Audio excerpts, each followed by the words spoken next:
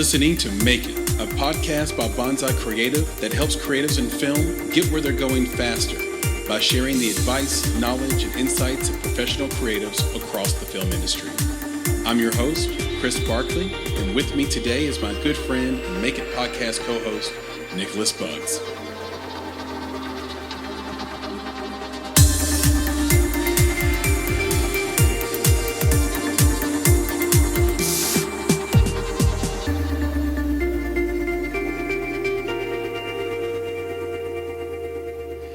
Hello, Chris here with another episode of the Make It podcast.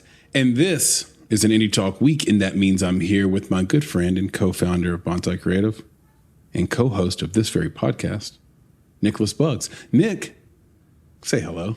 Hey, what's up, folks? How you doing? It's good to be back. Good to be here. It is good to be here. And I had this thought in my head from a previous conversation we had, which is that they always say that, like, God is a woman. You know how I know that's true?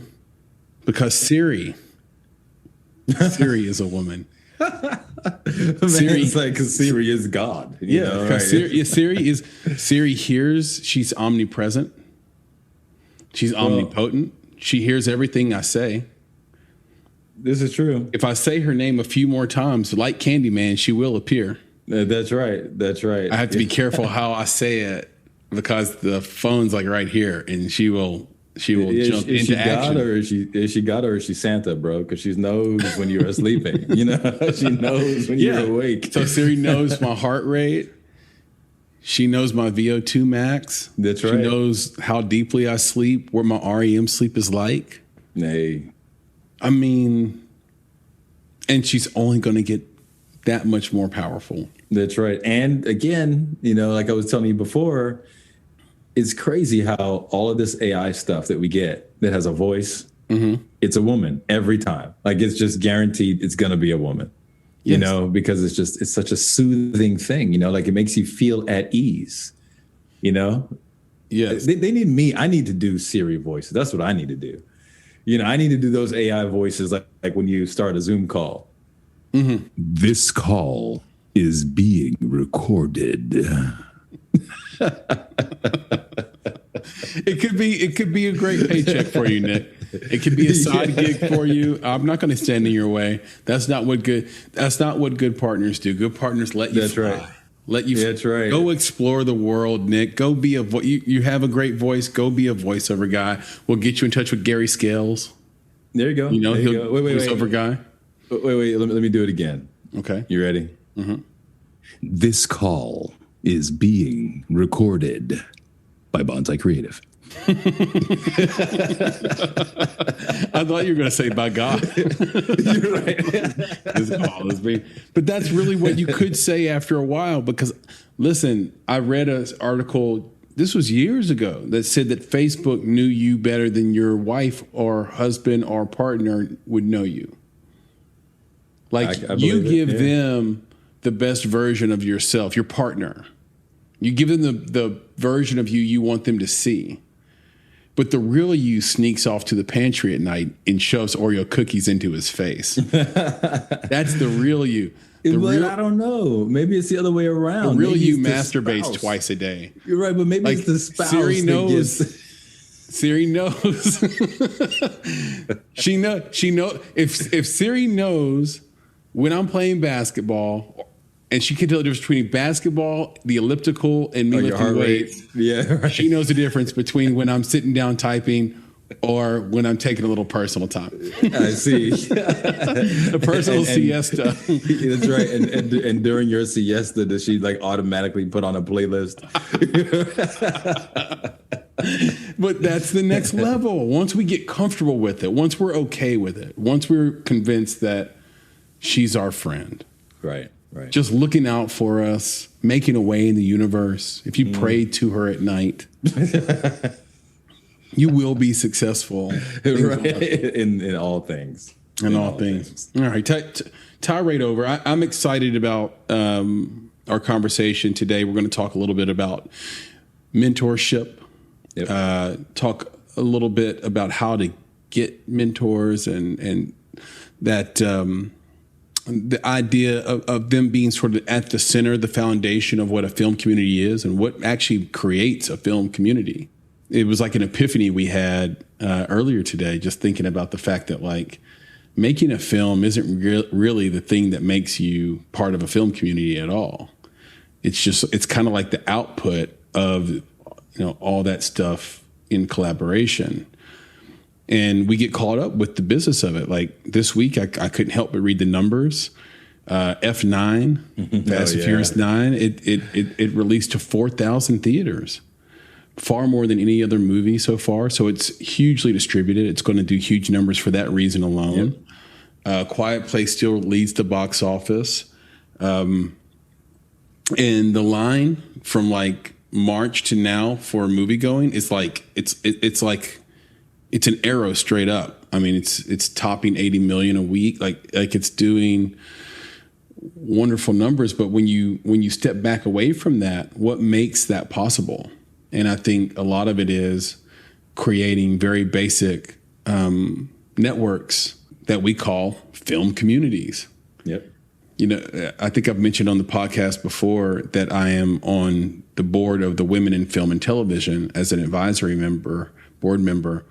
And their function obviously is to support and help women in film and television, but also a big part of it, and 90% of it, is what events can we create, can we set up where people will come and sort of celebrate their creativity with others, so that there can be a speed of trust. So that could be something like a festival. It could be like FilmCom. It could be ActorCom. It could be the Swift Summit that they do. It could be as simple as they start doing these like teas, like where they on Saturdays. And this is happening all across the globe, all across the country. Every WIF chapter does this. And then all these other film association chapters do this, where they're just trying to engage you and then come together, because I don't think you can make a film, Nick, without having extremely deep trust in the person you're going to create with, or you don't even know who to create with. And without that community, what you're really left with is submitting your film to the WGA, or submitting your screenplay rather to the WGA, and submitting your screenplay to the blacklist, and just keeping your fingers crossed. Like that's what you're left with, like the lotto, basically. Yeah, you're just throwing it out there to see what sticks, kind of thing, and it's a hopeful thing, right? We're good with that, like have hope, right? Yeah. But we're not necessarily good with shot in the dark, right? Just don't throw it out there and hope that somebody catches it. Like have a purpose and a plan, and then like you're mentioning, like have other people around you to help take it where it needs to go. Right. And that's huge. I think that, like you talked about community, sometimes it's not about, a film or a screenplay, a project or whatever. It's just about getting to know people, having relationships with people who, can, let's say, open doors for you. That's always awesome, right? I mean, that's key in this business. But I think just having people that will give you advice when you need it. And sometimes that advice isn't about a film project. Sometimes it's about you. Yeah. Right. Sometimes it's about your presentation. Sometimes it's about your work ethic. Sometimes it's about, you're struggling. Like, I reached out to a filmmaker, I think it was last week. And, they just told me that they were, kind of going through a rough time, and I thought about that. I was just like, man, like maybe I should just be checking in every once in a while, forget the film stuff. Like I forget what project you're working on. As a fellow creative, right? As a fellow community member, that's what this is about. Like we should just be touching base to make sure that we collectively can continue to move forward, because our lives aren't 100% creative. Like we're humans, right? We got families, we got other jobs, we got cars that have, get a nail in the tire, or like this real stuff happens to real people. And I think just having that community around you to bring you up when you need it is an essential part of being a filmmaker. It's crazy that you mentioned that. It's crazy that you mentioned that, because you just sparked something. I just realized that. So a week ago, a filmmaking friend of ours in Nashville named lost someone that he was really close to, named, and they did a web series together or whatever. But Yep. but thinking about that, I want to say that every year we've been in film, so since 2015, someone has died, like of their own volition. Someone has taken their life. Someone has gotten in that dark place, that someone didn't feel good enough, didn't feel loved enough, didn't feel like they had that community, couldn't get out of their own way a little bit. And it's not to blame anybody that was around them or love those people. It's just, it just hit me is what I'm saying, that like, Yep. What you're saying is so real, because there isn't a year that passes where somebody doesn't really hit the edge and go over it. Yeah. And I think that that's where, again, you can't solve all of those. You can't prevent all of those. Right.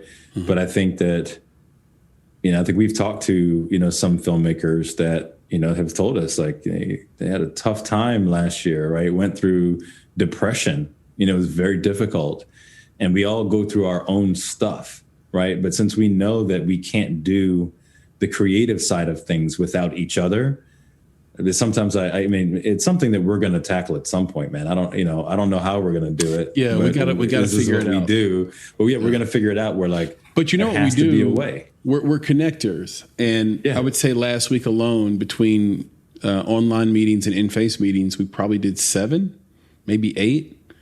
And I met with a couple. There are 3 meetings I'm thinking of for sure where. You're right, Nick. We didn't necessarily talk about their projects or things they're working on as much as just life, things they love, things that are entertaining them right now, sort of where their creative spirit is, where it's at, what's popping, just making that connection. And then saying at the end of that conversation, who would be great for you to work with? There you go. And then that's the thing I love to do at the end of the call. Say, hey, do you know so? Like, you guys are so similar. You guys would be great together. Have you tried? Do you know? And then you bring them together. And then I've started to do this thing. It's so unofficial, Nick. It's barely worth saying. But I've started to do these sort of filmmaker dinners. So I'll just curate 2 or 3 or 4 people. I'll cook them food. I'll be their humble servant for the night. So cook them a full meal, and then we'll go outside, have a nice little situation outside for conversation. Right. So we'll hit the fireplace. Last time I bought these acid cigars. I've had Cohibas before, but we'll do these cigars. We'll do great bourbon, and then we'll just talk. Because it really doesn't matter what you have. Like, it doesn't. Like, the reason you cook good food is because bad food makes people not want to talk. the reason you have a really good whiskey or bourbon or tequila is because when they have shitty bourbon and tequila, they don't want to have a conversation with you. Yeah, yeah. They don't want to come back, bro. It's like, what is this, man? Right. What are you serving me? It's almost like the story of the thing you're serving them gets them in the mood to tell a story. Mm-hmm. And now you're having a conversation. Now you're growing trust. And now you have a little bit of community, right? Yeah. And I think it's hugely important, and I think that extends, from friends, right? Like we talked about, we're just having filmmaking friends, but also into this idea of mentorship, right? And then just having someone there who can really guide you along as well. Mm-hmm. And I think, for me, like, you had an awesome, I'm going to, of course, flip it back over to you, but you had an awesome conversation, with one Jeffrey Pittle, on the podcast. Yeah, dude. Like, I'm a fan, So it's like, it's one of those guys, like, it's like, once I won't say that I know him now, but I know of him. Yeah. And I know his personality. Like, this is the guy that you want in your corner. Yeah. Right. And not because it's like what he can do for you. It's like, this is the type of person you want around you. And, his experiences, his offerings of help. Like, honestly, I just, when I was listening to him, I'm like, this is the kind of guy we need in our circle. And there has to be other folks like him around, So yeah, I just want to give, I'll throw it back to you because you had a great conversation with him, and, but that's the type of person that I think is just who will add to this community even more. Yeah. And we need more people like him. Yeah. And I'll do a little inside baseball, and I'll give the audience and the listeners a little context. Jeffrey Piddle is a creative director and just creative extraordinaire that we interviewed earlier this year, but the podcast posted last Tuesday. Yep. And great reviews so far. People love it. But he was one of the first people to just come right out and say, here's my email address. Call me. I want to mentor you. I can mentor you if you need that. Also, don't look at my site and decide you can't afford me. Yep. Doesn't matter what your project is. Let's have a conversation. We'll make it work. I've been doing this my whole life. I'm 2 feet in. Like, we've done nearly 100 interviews of creatives so far, closing in on 100, Nick. And he's the first person to really be that way. And it was outstanding. And it got our mind circling around mentorship, because for me, I don't think I would be where I am today if I didn't have a mentor, right? So I had my mom and my dad. I don't have one of those movie stories where my dad, I didn't know him, and my mom is they were together until my mom died. It was a wonderful childhood. They were great together. And my dad was everything and is everything to me. And he's like my hero. But there were certain things that my dad just didn't know about. And so when I met my business mentor, who's a guy named RJ Stillwell, whose daughter is Chloe Stillwell, Chloe does comedy if you're in the Nashville scene. But he was so instrumental in changing my mindset around a variety of topics, and teaching me the ins and outs of business and the music business and the entertainment business. That's just something my dad couldn't have taught me. Yep. And so having that background and that knowledge was like putting a trampoline underneath a basketball rim. You know what I mean? Right. Jump on that thing, all of a sudden I'm like, woo. Yeah, you got it. I'm up there. So I don't know. Did you have anybody in your life that sort of mentored you outside of your family or within your family? And I had a similar situation, where it was like, parents together, great childhood. I looked up to my dad like crazy, like, like he was Siri,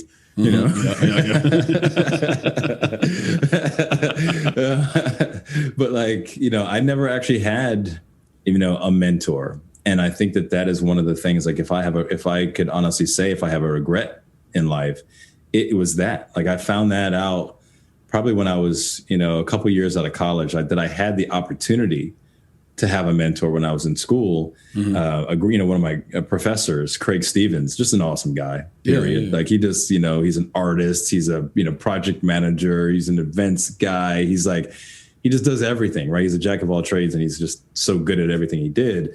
But I was too distracted, I think, by some other things in life. And I didn't really see the value at the time in those types of connections with other people, mm-hmm. right? I wasn't kind of raised to be as connected to others as I now know that I need to be, which is probably why I'm such a proponent for it, right? Like I don't miss out on the opportunities that I missed out on. Like I'm not going to let the filmmaking community or any community do that. Like I made that mistake, right? That's one of my regrets. So no, I didn't have it, but I think I really do see the importance of it, because it is, like you said, we've got these people that we look up to. Some of them are family members. Other people, it could be celebrities, who knows, but they're not going to sit down with us and give us the things that we need sometimes. Mm-hmm. Right. And that's what those mentors do for you. They literally sit down with you and talk to you about, things that you never imagined. Right. And then a lot of times it's because you express to them in a way that you never express to anyone else what it is you need or what it is you want. And a great mentor will take that, right, and be that trampoline. It's like, oh, you're trying to dunk. Right. I got you. That's what you're trying to do. I got you, right? Like, this is how you do this thing. And you're like, wow, nobody's ever explained it to me that way before. And then it's just like you start to realize how other people can influence your life in the same way. And then you reach for it again. So yeah. Yeah. And I think we want to make it easy. We want to find a way to make it easy for people in film to have community and to find a mentor. So anyone that's listening that has experience and would be open to mentoring, and we'll mention this again as we wrap this conversation, please reach out to us, contact@bonsai.film. Let us know, and then we'll put it out there, and we'll put it on our website that, hey, you're a person that can be reached out to for advice and mentorship. But before I go back to that or end on that, I had this thought about people asking, and it's a question we've asked to people we've interviewed, which is, how do you get a mentor?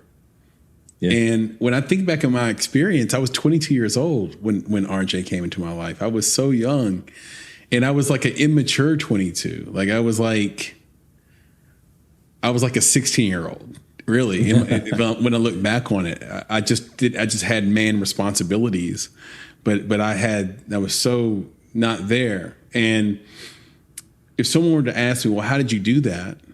I would say I did nothing. I really didn't know. I was like you, Nick. I didn't know to look for that stuff. I wasn't in that mind space. I got very lucky, but here's how it happened, and here's why.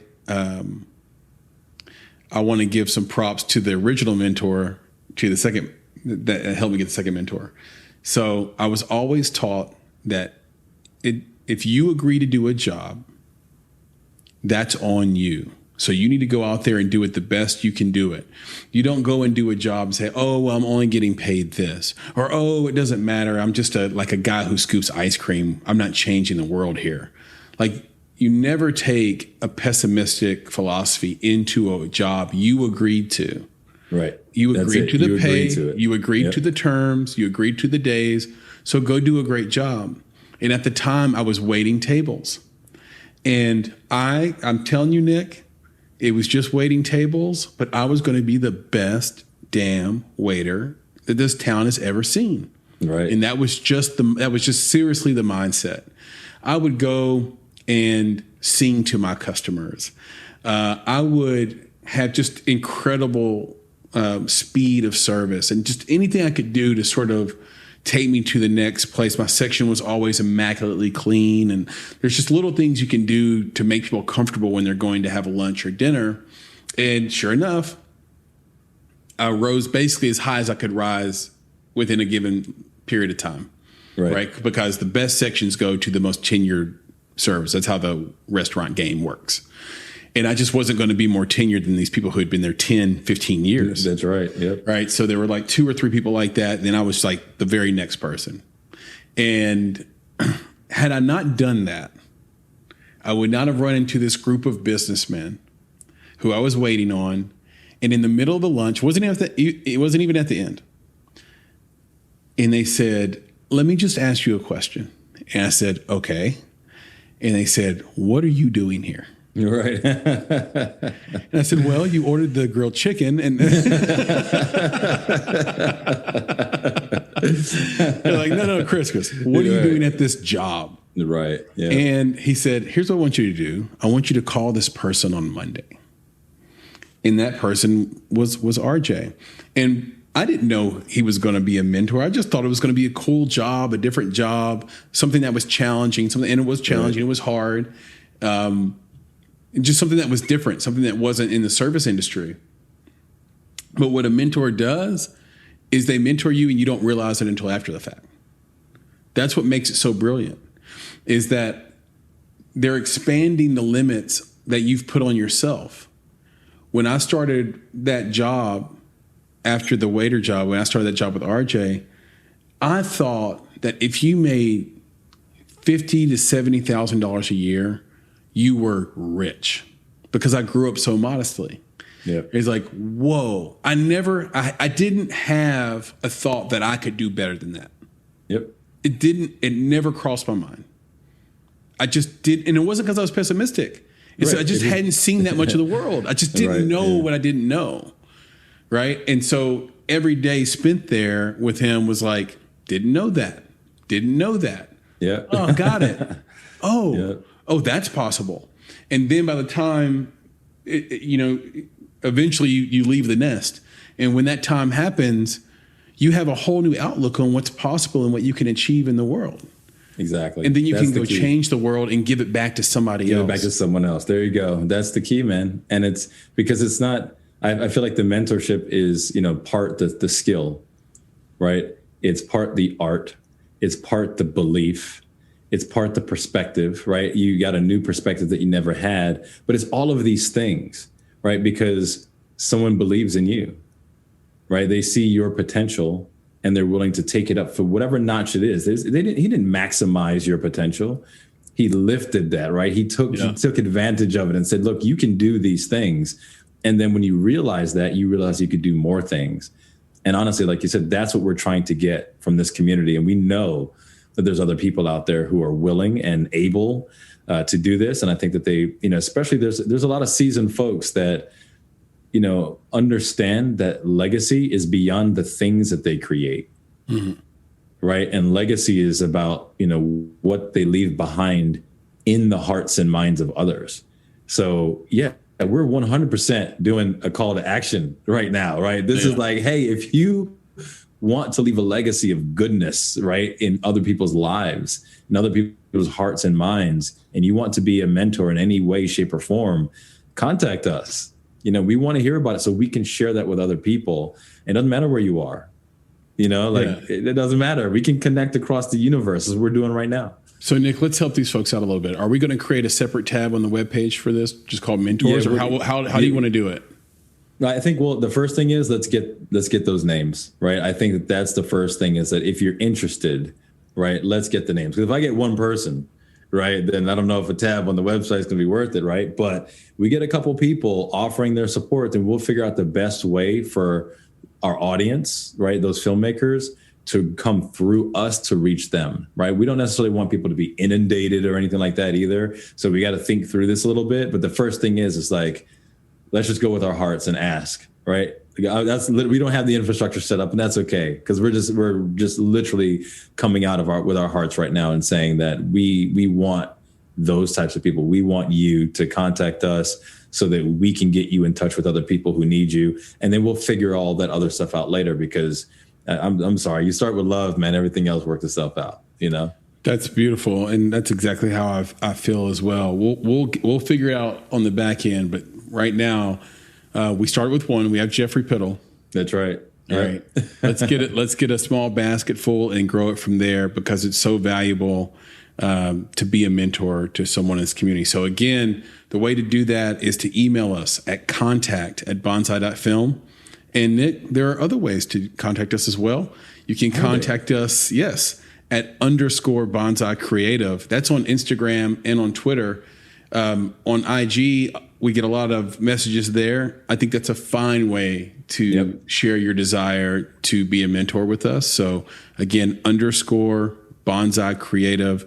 You can message us there, even leave a comment on another post if you want to, but we need your contact information so we can make sure people can reach out to you in the way you would like to be reached out to be a mentor. Yep. There are other ways to reach out to us and support us as well, which is on our website, www.bonsai.film, and that's where those mentors will go. But that's where a lot of other stuff is too. We have tons of blog posts. You can get to every podcast episode from there. You can learn more about us by going to the website. I mentioned Twitter earlier. It's probably best to reach out. We will get the messages if you go to @_bonsai creative on Twitter. But if you go on Twitter and you want to just speak to me or Nick directly, reach out to me at Flame in Your Heart on Twitter. Nick is on Twitter as well, @NicholasBuggs, but I would say just your email, right, Nick? Nick at bonsai.film. Yep. So email Nick directly. He likes that. He'll see those right away, and we'll get back to you as well on that. Of course, Facebook. Can't leave out Facebook, the Goliath. That's right. If you just search for Bonsai Creative on Facebook, we're going to come right up. And you can engage with us in a variety of ways on Facebook. Facebook gives you a lot of runways in which to do that. And last but not least, we just started our True Fans page. And this is a cool way to support us. This is a labor of love. It does cost time, money, effort, creativity, energy, all that stuff to put out a weekly podcast. I think that for years, Nick, that was like a mystery. Like everybody thought you just wake up and you do a podcast. But now that there's so many out there, I think the secret's out that it's pretty much got to be your life. You have to really be 2 feet in and do it all the time. So if you love what we're doing here, you want to support the podcast, support what we're doing for the community, both locally, regionally, nationally, and globally, you can do that by going to bonsai.film/true fans or going to our website at www.bonsai.film and clicking on the button True Fans. And contributions just start at $5 a month. It's really easy. We're not going to cap you. Right.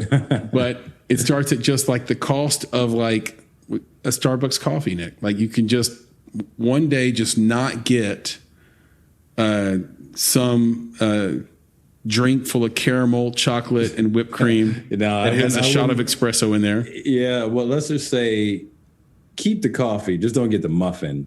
Right. Yeah. On that one day. Because we're not going to keep you from your coffee. On that one day. Or that impossible sandwich they serve that they sprinkle crack on. That's right. That's addictive. Just try not to get that one day. Support something in the film community like the Make It podcast and Bonsai Creative. Yeah. Last but not least, rate and review. Sounds passe, Nick. Still is important. But I'll tell you this. You know what's not as important? The review. Now, if you want to type a review, we would love that because those are like testimonials.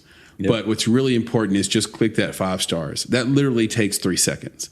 Go to the podcast, search for Make It on Apple Podcasts, scroll down to the bottom of the page, says rate and review, click the 5 stars. So many of you guys have been doing it lately. Really appreciate it.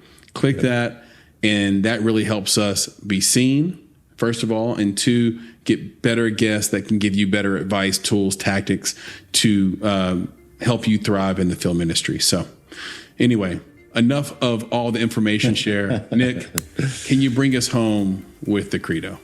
Yo, for sure, man. You know, this is, I would say it's my favorite part, but it's not, right? It's the conversation. It's almost like bittersweet. I love saying it, but I do know that this is the end of such a wonderful conversation. So with that, I'll say, as always, be better, be creative, be engaged. And thank you for listening. Nick, talk to you soon. Yes, sir. All right. Peace. All right, man. Take it easy. You too. You've been listening to the Make It podcast. To find out more information about this week's topics, including links to relevant blog posts, projects, and indie creatives, please visit our website at www.bonsai.film. If you haven't already, you can join our podcast community on Apple Podcasts or the podcast app of your choice by searching for Make It Bonsai Creative, and the show will pop right up. You now have the opportunity to support the production of this podcast. If you love Make It and are a true fan of what we're trying to accomplish in the indie film community, please visit www.bonsai.film and click Contribute. Contributions start at only $5 monthly. You can follow us on Instagram and Twitter at _Bonsai Creative and on Facebook by searching for Bonsai Creative. You can provide feedback to us via email at contact@bonsai.film, and you can follow me, Chris, on Twitter at Flaming Your Heart. That's FLAMEINURHEART. And of course, if you're looking to take a big step towards your filmmaking success, go to www.bonsai.film and click on Services to explore a variety of offerings from keynotes and panels to pitch readiness assessments and so much more. You have everything to gain. Until next time, be better, be creative, be engaged, and thank you for listening.